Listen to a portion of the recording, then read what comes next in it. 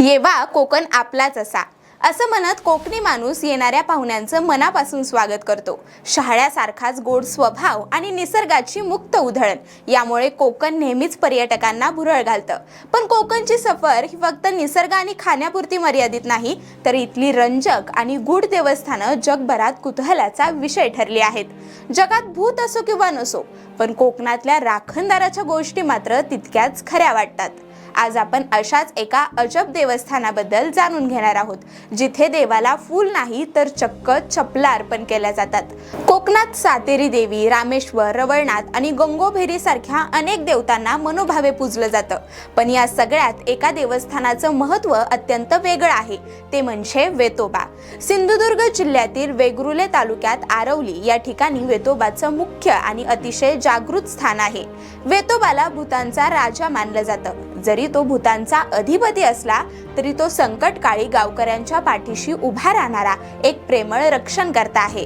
गावकऱ्यांची अशी श्रद्धा आहे की वेतोबा म्हणजे त्यांच्या गावचा खंबीर राखणदार, जो अहोरात्र गावाचं रक्षण करतो।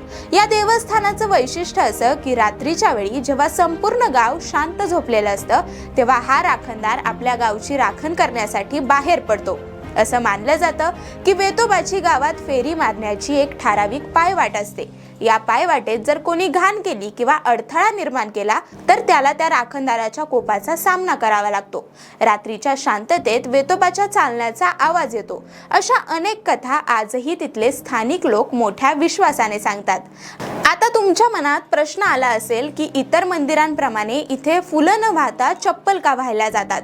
त्यामागे एक अतिशय भावनिक आणि रंजक श्रद्धा दडलेली आहे। गावकऱ्यांच्या मते वेतोबा आपल्या भक्तांच्या रक्षणासाठी रात्रभर अनवाणी पायांनी गावात फिरत असतो।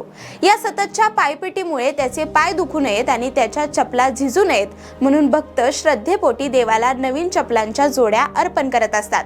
आरवलीच्या मंदिरात गेल्यानंतर तुम्हाला अशा हजारो चपलांचा ढीग पाहायला मिळेल।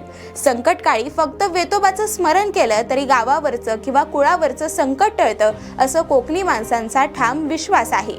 ही केवळ एक अंधश्रद्धा नसून देव आणि भक्त यांच्यातील एक अनोखं नातं आहे। आपल्या भक्तासाठी रात्रभर फिरणाऱ्या या देवाचा त्रास कमी व्हावा या भावनेतून चप्पल अर्पण करण्याची ही परंपरा आजही तितक्याच निष्ठेने जपली जाते। जर तुम्ही कधी कोकणात गेला तर आरवलीच्या या जागृत वेतोबाला आणि तिथल्या अनोख्या परंपरेला नक्की भेट द्या।